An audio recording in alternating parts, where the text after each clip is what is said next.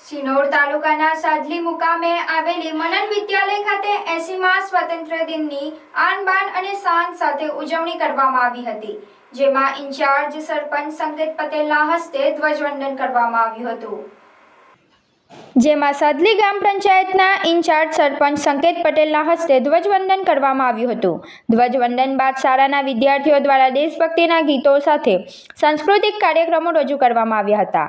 આ પ્રસંગે Sinor APMC chairman મુકેશભાઈ પટેલ, જતીન પટેલ સહિત ગ્રામ પંચાયતના સભ્ય, આમંત્રિત મહેમાનો, વાલીઓ અને શાળા પરિવારના સભ્યો મોટી સંખ્યામાં ઉપસ્થિત રહ્યા હતા।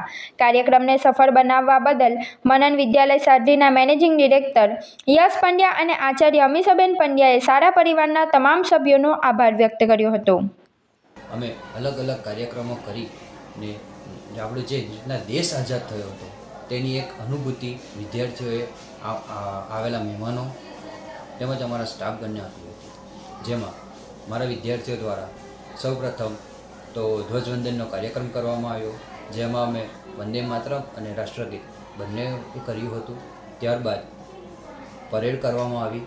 પરેડ પૂર્ણ થયા બાદ મારી શાળાની વિદ્યાર્થિનીઓએ જે અમારી શાળામાં એક્ટિવિટીના ભાગરૂપે કરાટે ક્લાસીસ અને સેલ્ફ ડિફેન્સના ક્લાસ ચાલે છે, જેમાં તેઓએ તલવારબાજીનું પ્રદર્શન કર્યું હતું, જે બદલ હું એમનો હૃદયપૂર્વક ખૂબ ખૂબ આભાર વ્યક્ત કરું છું અને તેઓ હજુ પણ વધુ સારું કરે અને આગળ જાય તેવી હું શુભકામના કરું છું। તેમજ અત્રે ઉપસ્થિત દરેક મહેમાનશ્રીઓનો હું હૃદયપૂર્વક આભાર વ્યક્ત કરું છું, તેમજ મારા સ્ટાફગણનો।